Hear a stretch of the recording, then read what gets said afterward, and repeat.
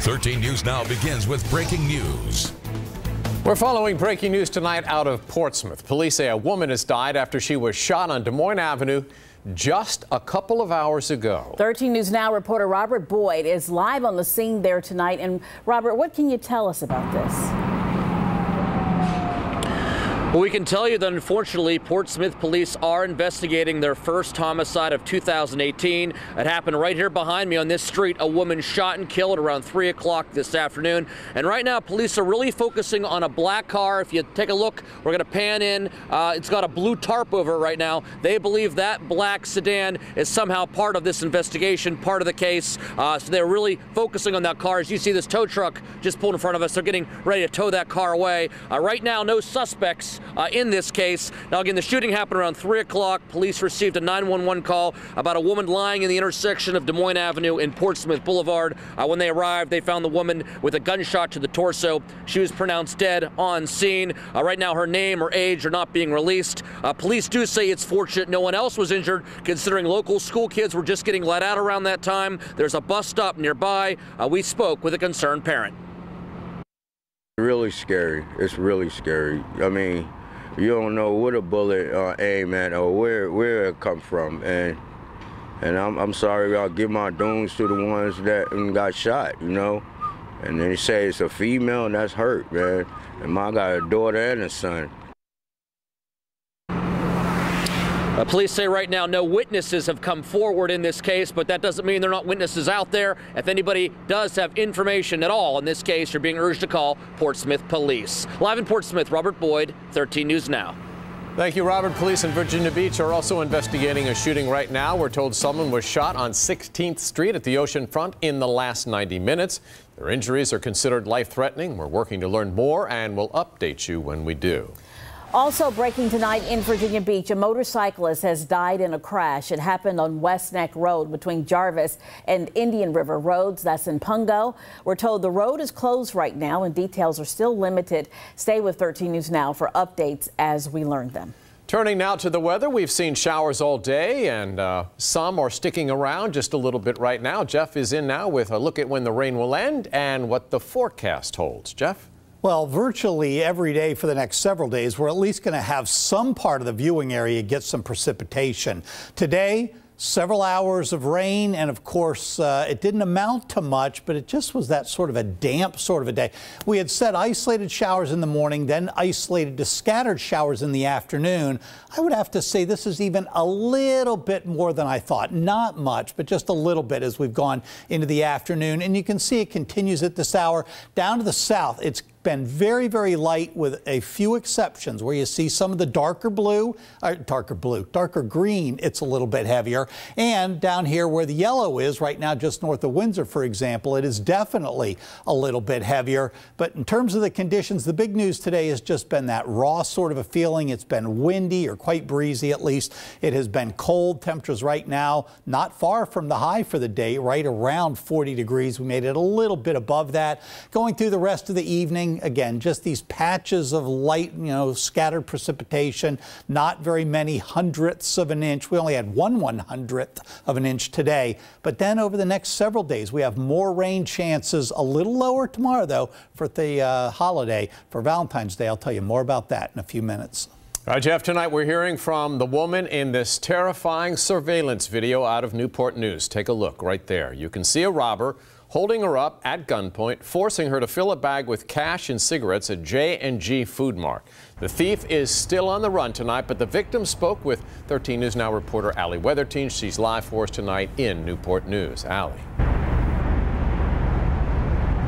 David, understandably so, the victim is still very emotional and very upset. She says the store always closes at 11 o'clock each and every night, and there's always 2 people working at the store. Well, last night, someone was working at the store with her, but he was actually in the freezer and didn't know anything that was going on. She says she's never going to work that shift again.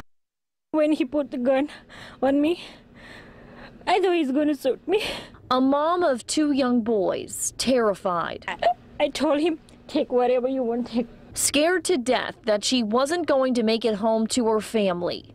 I told him, don't kill me. The victim works at J&G Food Mart. She was just about to get off just before midnight last night, doing one last task, taking the garbage out. When she walked outside, the thief grabbed her. I felt something was behind me, and then I looked, then he was right in front of my face. And she says from the back of the store to the front, the man pulled her by her hair, forcing her to open the register and put money and cigarettes in a black bag. On him, a gun and a knife. And I opened the drawer and he took the money from himself. And then he dropped it on the floor, some of them. Then he dropped me on the floor to pick up all the money. She says she did everything the man asked, including getting a certain brand of cigarettes. After he got what he wanted, he ran off through the back door. Really scary. It was really, really, really scary. Coming up on 13 News Now at 6, after the man robbed the store, hear where he put the woman and why she couldn't call for immediate help. Live in Newport News, Allie Weatherton, 13 News Now. In Virginia Beach, parents are planning to take their frustrations to the school board tonight. In just an hour, the board is set to meet and discuss a controversial plan to move students from one elementary school to portable classrooms outside another. 13 News Now reporter Chanu Her is live outside the meeting tonight. And Chanu, parents are pretty upset about this. Well, that's right, guys. I have been talking to some of those parents tonight, and many tell me they plan to be here tonight at the school board meeting to just voice their frustrations, and for the most part, many of them against this plan that will be talked about here tonight. These Thorogood parents have been concerned about plans to put the elementary school students in portable classrooms outside of another school down the street while Thorogood is being rebuilt. We've been following this since concerns were raised early, and parents say their biggest concern about this is the safety and the security.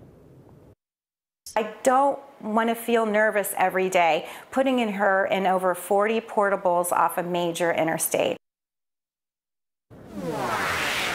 All right, and like you guys said, this meeting is expected to kick off in about an hour. I will be inside as parents speak to the school board, and we'll bring you the latest right here on 13 News Now. Live in Virginia Beach, Chanu Her, 13 News Now. Right now, police in Newport News are looking for whoever spray painted several cars on Sandstone Court. Police say the cars were targeted sometime Sunday. We went by the scene today and found one car still there that had been hit with red paint. You see it right there. People we spoke to say they're surprised to see it happen in that area, but they say it highlights a bigger concern.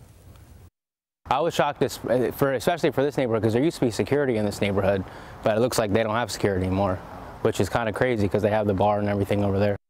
If you have any information about the crime, if you saw something Sunday in that area that seems suspicious, give police a call. A smoke detector helped save the lives of two people in Virginia Beach. Their house on Watergate Lane near Smith's Point caught fire this morning around 5:30. Within minutes, we're told it was engulfed in flames, but the residents got out. Firefighters were on the scene just as quickly, and we're told the home was damaged badly enough that it can't be lived in right now. Crews tell us they were able to get the fire under control in about a half an hour. Still a threat. That's the word from the nation's top intelligence leaders on the subject of Russian interference in our elections. We as a nation need to be vigilant, they said, especially with the 2018 midterms and the 2020 presidential election coming up. Mike Gooding has details on today's hearing. Mike. And Janet, the U.S. government's top intelligence officials said they fully expect Russia to continue using propaganda, false personas, and other tactics to undermine the American democratic process. One man, one vote. It's a critical component of our democracy. The nation's intelligence agency chief said today there's no doubt the Russians interfered in the 2016 elections, and there's no doubt they will keep trying. This is not going to change or stop.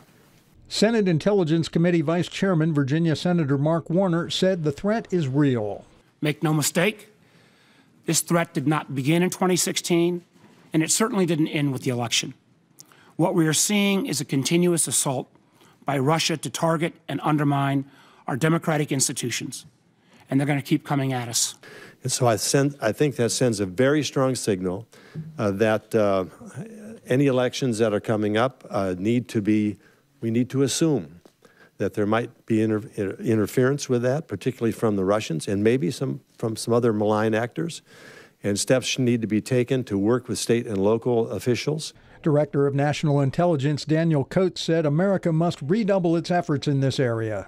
But we need to inform the American public that this is real, that this is going to be happen, and the resilience needed for us to stand up and say we're not going to allow some Russian to tell us how to vote, how we ought to run our country. And I think there needs to be a national cry for that. President Trump has, of course, famously called the Russia investigation a witch hunt and a hoax. Under questioning from Maine Senator Susan Collins about the president's attacks on the FBI today, FBI Director Christopher Wray said, "It's the finest group of professionals and public servants I could hope to work for." Reporting live, Mike Gooding, 13 News Now.